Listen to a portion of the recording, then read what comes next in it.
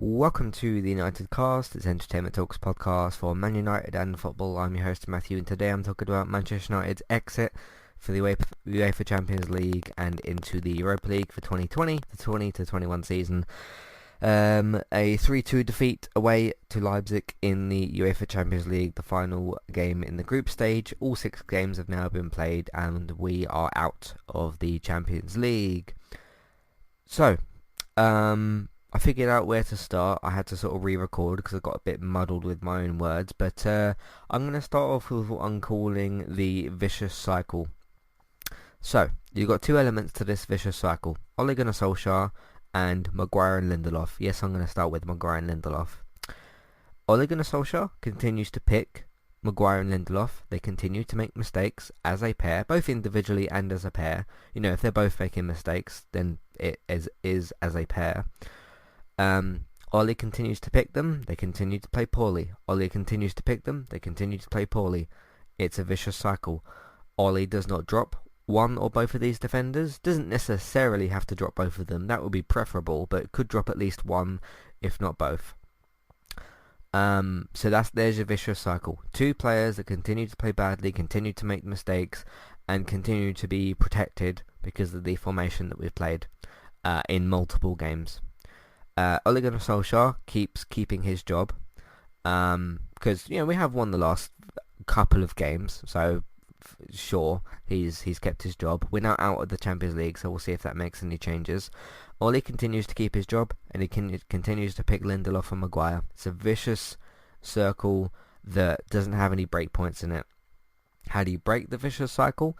Either a part of it, which is Ole, drops Lindelof and or Maguire. Either will be useful to take those options. Or Ole gets taken out of the job, sacked, new manager gets put in and takes out Lindelof, Maguire. There the vicious cycle would then end. So yeah, that's one thing I was thinking about, just sort of starting off the podcast with. I mean, you could use all sorts of words for the performance today: disgusting, disgraceful, pathetic, shambolic. Take your pick of those words. You could use some worse words as well, but I'll stick with some of those. There's plenty of options there to choose from, so I'm just going to pick all of them because whatever. I cannot believe, maybe I should be believing and getting used to it at this point, because I wasn't surprised when the first 2 goals went in, when we were 2-0 down within 13 minutes, because you got a 2-minute goal and you got a 13-minute goal.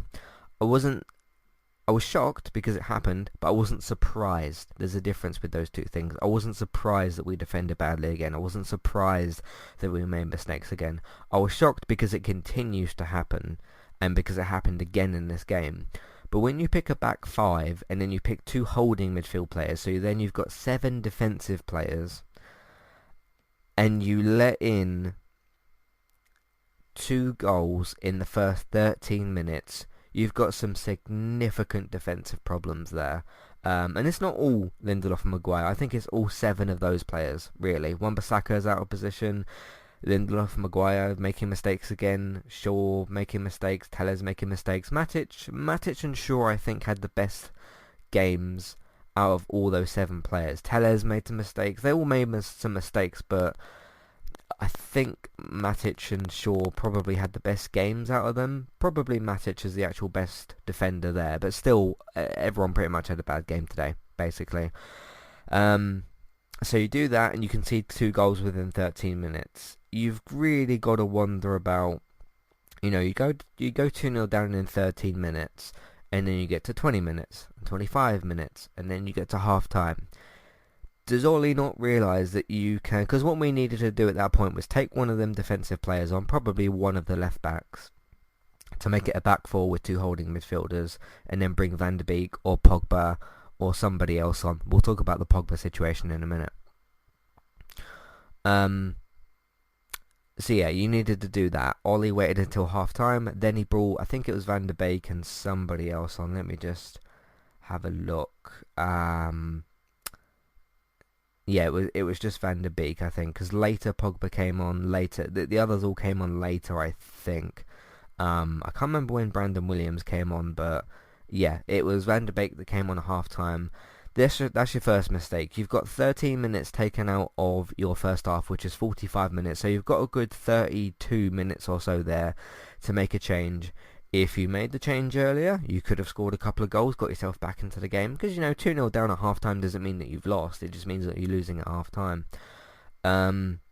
There's several mistakes that Ollie made today. I think going with a back 7, basically, back 5 and then 2 holding midfielders is a real show of weakness. And it's, again, I think, a way of protecting the 2 centre-backs, Maguire and Lindelof. He's continued to do it throughout the season, not with the back 5, but with 2 holding midfielders. He's continued to do it throughout the season. And it's continued to cost us. And I've got to wonder at this point with Maguire and Lindelof, is it a case that, I think they're just generally both bad defenders, but they're probably getting fatigued by this point. When was the last game that they both didn't play together? I know that Maguire missed the PSG game, which was a few weeks ago, maybe about a month or so ago. Lindelof he played in that game and the ones before that, so he's been playing for 6 weeks or so. 2 games, it's too much. These 2 players and all of the other players are human beings at the end of the day. It's like what I said with Bruno a few weeks ago, or maybe last week or something. Bruno can't play every minute of every game because no footballer can, because they're all human beings. Defensive problems again.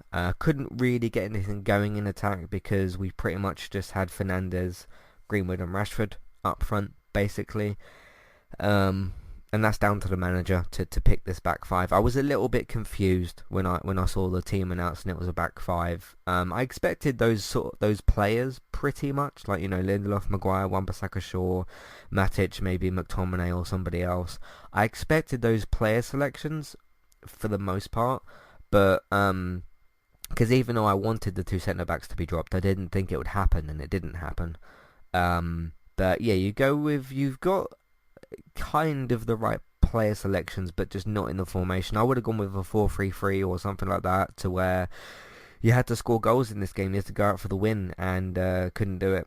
He couldn't do it. So I don't have too much else to say about the performance. I feel like I'm just repeating myself with the defensive things. But if Man United continue to make defensive mistakes, then I'm going to continue to talk about it. So I did miss the first goal. I was about 5 minutes late to watch the game, so I am going to see if let me just look up Man United and see. I've got to wait for a highlights video to come up, I think. There's nothing available at the moment. I'll keep my eye on YouTube. I just want to see the first goal. The second goal, very poor defending again. The cross goes basically over all 5 of those players. Goes to the back post. I'm trying to think. Okay, is De Gea to blame for some of this? Because I haven't even mentioned him yet. I do feel like with De Gea, he's been in actually fairly good form lately. I know we conceded a lot of goals, but I do think that's because of our defence. And as a goalkeeper, you can only do so much. You need a reliable defence in front of you, and he hasn't had that. So I'm thinking back to the goals and trying to think, okay, could De Gea have done better? Possibly he could have, but I don't know. With the third goal particularly, Maguire's just not. He's literally just standing there. And it's like, okay, don't just take the captain's armband off this player. Take that United shirt off him. I don't want Maguire to play for this club anymore. He's just proven for months, pretty much this entire year, actually. I know there was obviously a few months break from lockdown and whatever, and football was off, but I can't think of a single good performance he's put in this year. In fact, the only good performance I actually remember him having was his debut against Chelsea in August of 2019. He's maybe had some average games since then I've forgotten about, but in terms of his actual best performance, I remember calling him like quite composed in that game, saying that he played really, really well, but he hasn't played well for a very, very long time. And yeah, the second goal, like I said, the cross just goes past everybody, and it's just poor defending again. It's very, very poor defending again. So let's take a quick little break. I don't have much else to say in terms of the actual game. You know, all the usual obvious things apply. Very, very poor man management from Ole. Very poor tactics or lack of tactics. Very, very bad defending. We did make some good chances. Let me talk about them actually, I guess, for a little bit. Greenwood, I thought had a really, really sharp game today. Definitely needed to be more clinical. In terms of his actual performance, I thought he looked actually pretty bright compared to sort of lately. Obviously, we know that there was some issues there and whatnot. But yeah, needed to be more clinical. Him and Rashford definitely could have grabbed a couple of goals. So they do need to be called out for that. But Greenwood's actual performance was quite good. Fernandez's performance was actually quite good today as well. Pogba, when do I want to talk about that? I guess I'll do it now. Yeah, so I think it's Mino Raiola. I think that's the guy's first name. Paul Pogba's agent was on this football podcast. I think it was yesterday or the day before. The quote came out yesterday. I don't know when the podcast came out. He was on this football podcast and he basically said Pogba's, something along the lines of like Pogba's done at United or Pogba's time is over at United. It's a disgrace from Raiola to say that. It was basically the night before. That quote was released the night before this massive game. And everybody at the football club knows that, you know, if we... I don't know what would have happened if we'd have drawn. I think it would have been down to the PSG game, which was actually called off. The PSG and Istanbul game, but yeah, just coming out like Paul, it is. I mean, we kind of knew it was Pogba's time was up at Man United before all this, but now you've just sort of sealed the deal. You earn money from this football. It's so strange because you earn money from this football player, which is probably the only part of it that he cares about, and then your player who's potentially going to be in this massive game the next day, you've said that his time is done at that club. It's just, yeah, I mean, I won't say I don't get it because I do think that I do get it. I think it's just him being a dickhead again, basically. And because he's got a pretty bad history with being a football agent, basically. I think he was going to be Lingard's agent at one point, but I don't think that actually happened. So there was talk about that happening though, but. Yeah, that's a disgrace. I mean, Pogba's got to go. He's really got to go in January, hasn't he? And we've got to get a replacement. So, there's that. So I just feel a little bit deflated because so many things went wrong today, and then you got Raiola's comments and just repeated mistakes, which is a huge problem. I don't know. I don't know what else new to sort of say. About a lot of this. I'm just trying to look for those highlights. I tell you what, I'll take a little quick break here. We'll do some housekeeping, and then I'll do the player ratings, and then I'll check after that because the highlights usually come out about half an hour after a game. So let's take a break, and I'll see you all in a minute. Hi there, and thanks very much for listening. Today I'm here to tell you about our two different affiliate links. The first of which is our Amazon affiliate link. That's where you can shop on Amazon. We can get a small cut of what you spend, but it won't cost you anything extra. So whether you're getting a gift for somebody else or treating yourself, or maybe both depending on the occasion, we can get a small cut of what you spend, but it won't cost you extra. You can find the link to our Amazon affiliate link in your show notes. The second affiliate link for today is our Kualu affiliate link. If you want to get started with a website and a domain name of your choice, you can simply sign up with Kualu using the link in the show notes. They also have a live chat support system that's in the bottom right hand corner as well. So if you need help with getting set up, Kualu will be able to help you with that as well. The links for both of these can be found in your show notes for Kualu and the Amazon affiliate link. If you would like to get the ad-free versions of Entertainment Talks podcast and support us along the way, you can simply sign up over on our Patreon page. You can sign up either as a creator or as a patron. There's no difference there for the time being. And you can get your ad-free podcasts over there. It's a great way to support us on Entertainment Talk and to get rid of the ads and get your ad-free podcasts. You can also support Entertainment Talk on Patreon at the $3 level tier. This gets you a chance to request a review from us of your favourite TV show or film, but it's one per month, so one TV show or film review per month. It's up to you which one you want to choose. We will watch a few episodes of the TV show that you choose, or of course if it's a film, we'll just watch that film and we will review that for you on that month. And then when it gets to the next month, you can request a new TV show or a film review of your choice. That's $3 level tier. That does also of course include your ad-free podcasts for the month as well. Thank you very much for listening and enjoy the rest of the show. Alright, recently on Entertainment Talk, let's see what we got for you here. I don't know why my voice did that, but let's see what we got for you here. Gaming Talk podcast this week, we talked about Neil Druckmann being promoted at Naughty Dog. Congratulations to him. He's of course the director of the Last of Us games, and of course he's worked on the Uncharted games and some of the others at Naughty Dog in the past as well. He's been promoted from Vice President of Naughty Dog to Co-President. So congratulations to him, and thank you again for Last of Us Part 2 and for Naughty Dog for making Crash and all that sort of stuff in the past.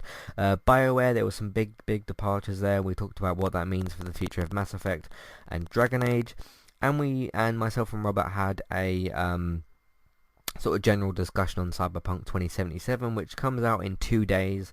So does the Game Awards. They're in 2 days as well, on the 10th of December. The reviews dropped for Cyberpunk, and we talked about the general consensus that's going on there, and talked about our sort of expectations for the game, because we haven't actually played it yet. So we talked about all of that. Let's Play Sundays for Crash Bandicoot 4. Chat podcast, I talked about November 2020 and a little bit of October 2020. I talked about the huge success of our Walking Dead podcast. Thank you again to everybody who's listened to all those and contributed towards that success. It doesn't go unnoticed, and thank you very much for that again. Talked about COVID and how annoying, not just the virus, but just people, their attitude towards the virus and all sorts of things, and talked about a bunch of other stuff as well. So that's the chat podcast episode. Talked about the Man United 3-1 win against West Ham. Star Trek Discovery still continuing. Season 3 episode 8, that's the latest one, and there'll be a new episode for the next episode on Fridays, so have a look out for those. United Cast as well, the 3-1 defeat to PSG, which of course also led to our Champions League exit. Walking Dead World Beyond is finished now for its first season.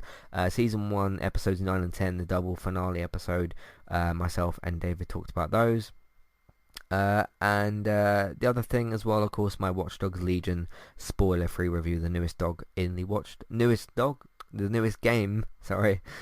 Watch Dogs Legion series. I'm just gonna have one quick look for those highlights.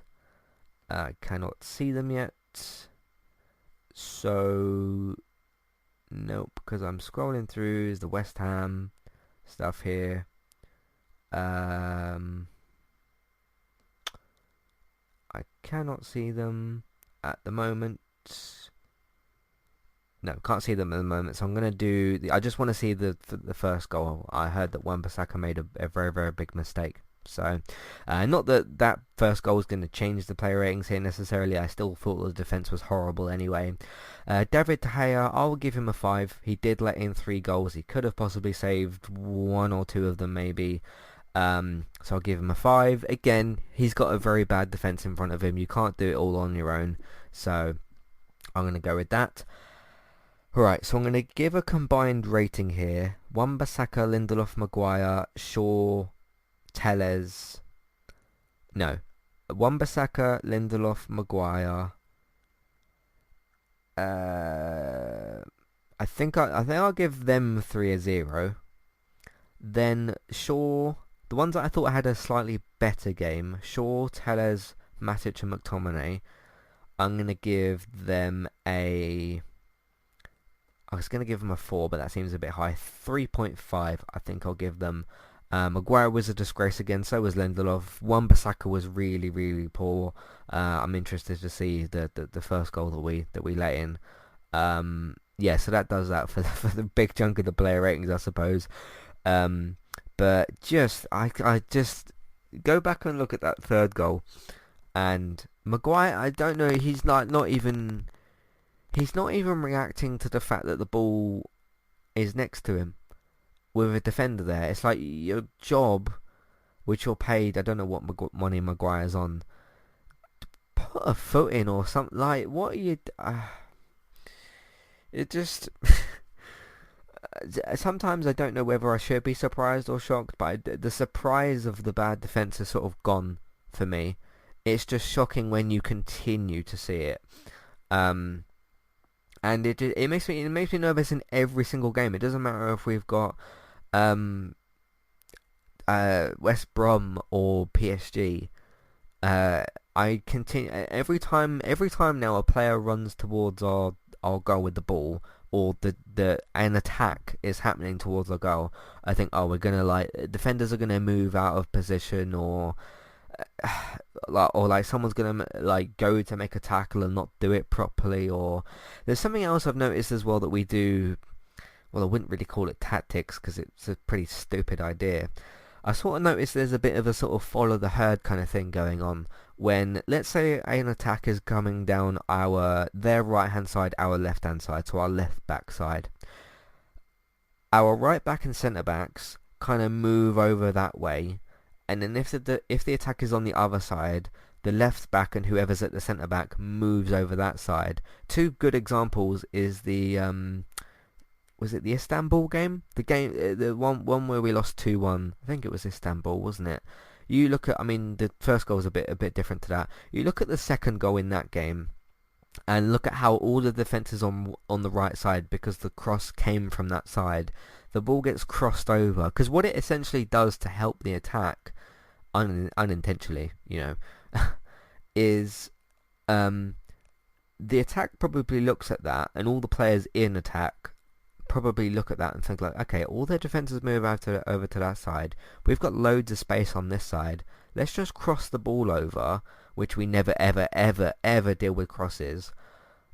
Let's cross the ball over. We'll have loads of space and we can just score. It's really, really easy. You think, because the defence is supposed to, it doesn't. If the ball's coming down the right hand side, our left back side, that doesn't mean that Wan-Bissaka's supposed to move over to where Luke Shaw is, or decide to hug or hold hands with Lindelof, because Lindelof usually the right centre back, Maguire's usually the left centre back.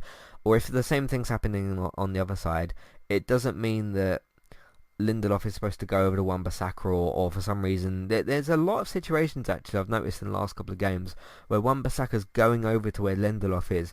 Why is he trying to get in his pocket and hold his hand? What?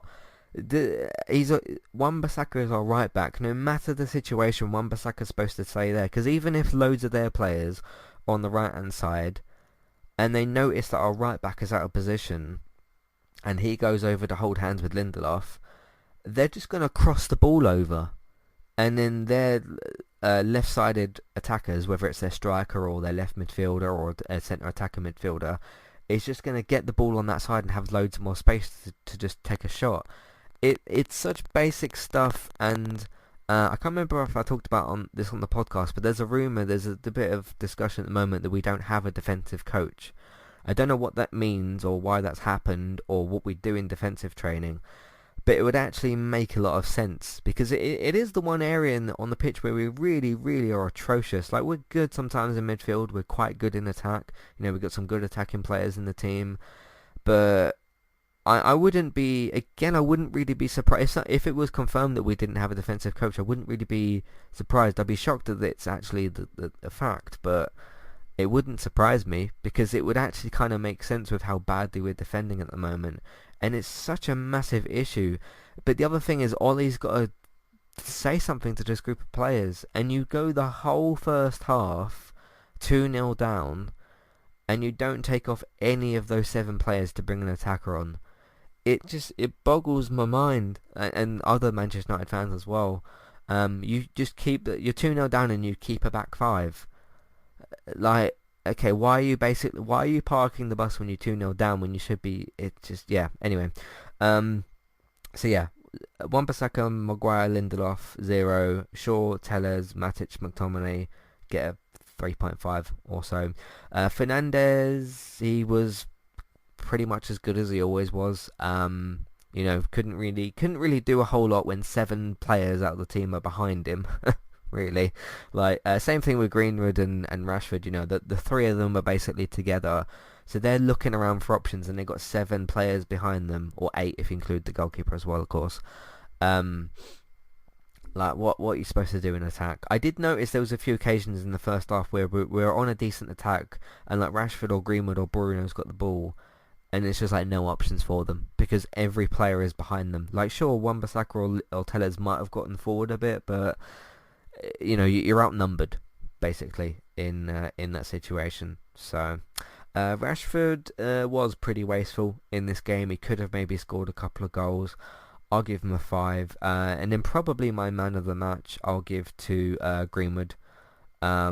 Again, nobody had a particularly impressive game, so picking a man of the match in a game like this is not really saying a whole lot. I'll give him a 6. Still could have been a lot more clinical than what he was, definitely. I thought his chance in the first half was a sort of Greenwood opportunity, like, you know, on the edge of the box, near enough, on his left foot. You do expect him to score those, but I just thought that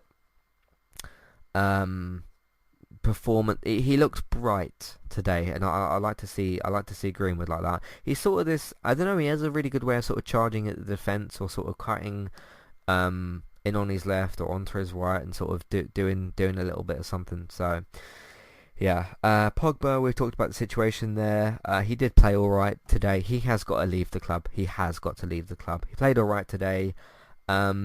See, it says here.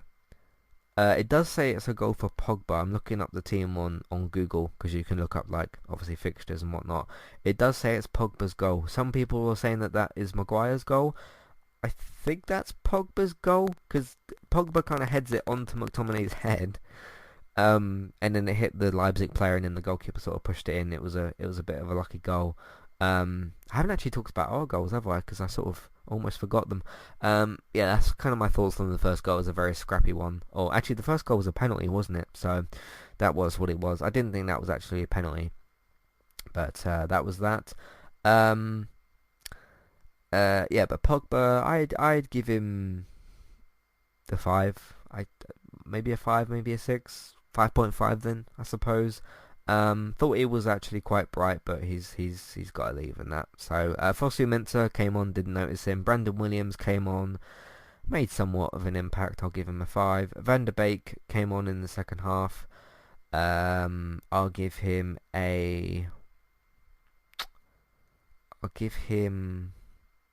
something like a 6 as well. So Twanzebe, same thing really. I'll give average 6s to those sorts of players. So yeah, out of the Champions League, and it's a shame. So get used to some Thursday night podcasts for the Champions League. There still isn't any highlight videos up, which is a bit annoying.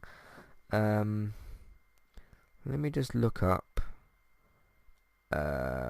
Man United highlights. I just want to see the first goal. Highlights.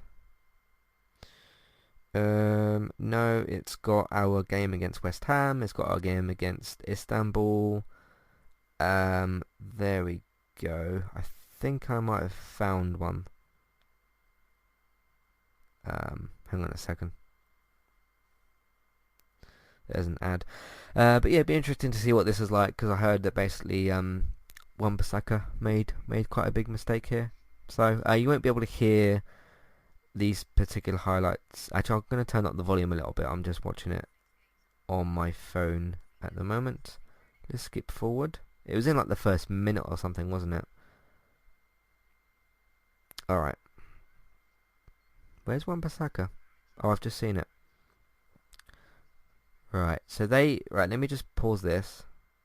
Hang on, not pause it. So they had, right. I'm just trying to get the right moment here.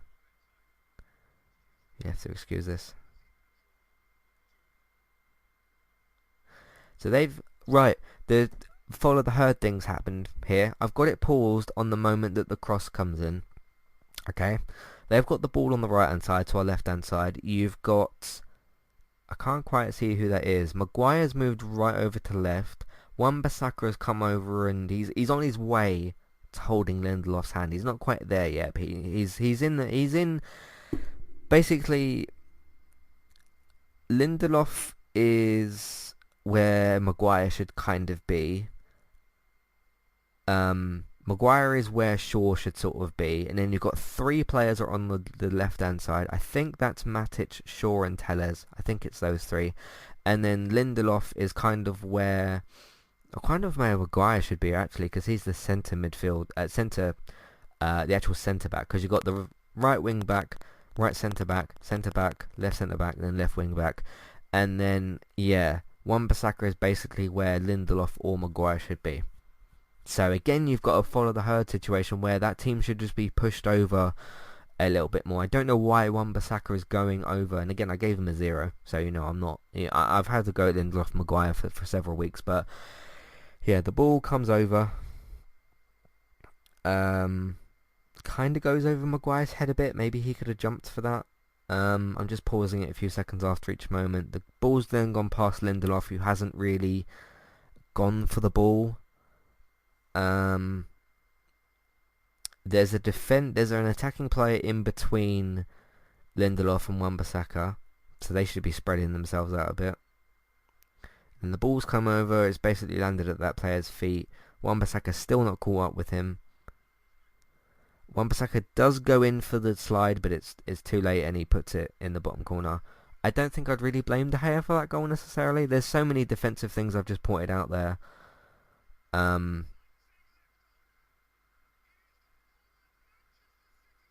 Yeah. Yeah, that whole defense needs to be shifted over to the right. I don't know what's going on. I really don't know what's going on. But yeah, that is the last Champions League game this season for us. We head to the Europa League, so look forward to in February, so in a couple of months' time. Look forward to Thursday night podcast in Europa League. Congratulations to all the players for that. Ollie's got to go. The defence has got to be dropped, especially the back two. Wan-Bissaka's got to stop cuddling or trying to hold Lindelof's hand. I don't know what's going on there. The team's got to stop this sheep herding kind of thing. It's almost like the lead sheep there is the ball, and the players are all trying to follow it. And it doesn't even look normal. Like, yeah, it's very, very strange. But we're in the Europa League, and yeah, like I said, manager's got to go, defense has got to be dropped. Attacking wise, we're all right. Attacking wise, there's a few mistakes here and there. Rashford and Greenwood should have been a bit more clinical. Pogba's got to go. Twansy, do you know what takes the piss as well, right? I've been saying about Lindelof and Maguire being dropped, and then he brings Twanzebe on in the last 20 minutes. Like, you're sort of offending Twanzebe in a way, because if we remember, the one good defensive display we kind of had this season was against PSG when we played a back five. Lindelof happened to be in there, but the best defender in that back five was Twanzebe, because he pocketed, I can't remember if it was Neymar or Mbappe or a combination of both, but he dealt with them pretty handily, and I don't know how you just don't put him in the team after that. It's very, very bizarre. So anyway, that's pretty much everything that I've got for today. We go again, Manchester City, 5:30 on Saturday. Look, Man City aren't in great form themselves. They're not. They've had a shaky season themselves. We are above them in the Premier League table at the moment.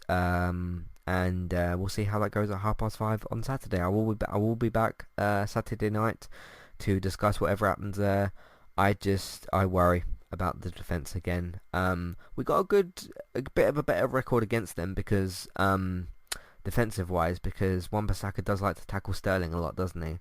Hopefully that still happens. But you know what? If Sterling's going down that left hand side and Wan-Bissaka decides he wants to hold Lindelof's hand again or hug him, Sterling's going to be through on goal pretty much. So I don't know why. Does he think he's a centre back, or does he want to have a chat with Lindelof, or I don't know what's going on there. So and Maguire just needs to wake up and realise that he's a centre back. I don't know what he's doing. I don't know why he's still the captain. I have a lot of questions. We'll see if they get answered at some point in the future. But again, like I said at the very, very top of this podcast, that vicious cycle of Ollie picking the 2 defenders, not dropping them. The manager's still there. He's not sacked. Keeps picking the same defenders. Doesn't get sacked. They continue to put in a bad performance. It's a vicious cycle. When is it going to end? It's up to the board, really, because I don't think he's going to drop those 2 defenders.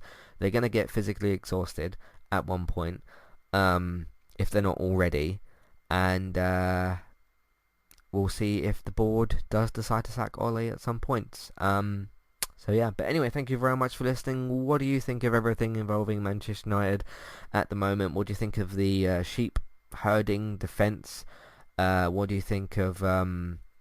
yeah, I'm saying that, by the way, because, you know, a lead, just to quickly kind of explain that, obviously a lead, you know, sheep follow each other, and I'm saying that when they have the ball on one particular side, all of our defenders, which act like sheep, decide to just follow the ball and completely shift over to the other side of the defence. So just to sort of explain what I mean there a little bit. Yeah, let me know all your thoughts, feelings, questions, comments, and I'm sure you have some concerns about Manchester United. Matthew at entertainmenttalk.org, Twitter eTalkUK. There's a contact page and information in your show notes. Manchester City, 5:30. We will see what happens with all of that. In the meantime, if you want to check out everything else that we do, it is on entertainmenttalk.org, TV, video game films, and Manchester United podcasts. If you like what you've heard today and you want to support it, you want to get involved and support us, that would be brilliant. You can check us out on Patreon. We got the $1 and $3 level tiers for ad-free podcast and review options. Word of mouth, you can simply tell people that you know about the website, the iTunes feeds, and the content that we've got. Social media, you can do the same thing, but Facebook and Twitter and different Facebook groups if you can. What's the other stuff? Twitch, Geektown, and all that sort of stuff. Let me go to Geektown next. You can, of course, find David running Geektown, geektown.co.uk, and Geektown Radio on iTunes and podcast services. This week's episode of Geektown is available to be listened to. Make sure you listen to last week's as well for the Geektown Awards. You can go and vote on the Geektown Awards now. It is free to do so. If you go to geektown.co.uk/awards, just select the different categories, pick something from all the different categories, most anticipated and your favourite game shows and films from this year, and most anticipated for next year, and then put your name and email in, submit it, and you could win a prize as well. The runner-up also can win something, so go and check all that out over on geektown.co.uk. And look for Geektown Radio on iTunes as well. Over on Twitch, Bex is streaming daily at the moment over on Twitch. You can check her out over there. Trista Bytes, Trista Bytes. Go and follow her over on Twitch for daily streams and content.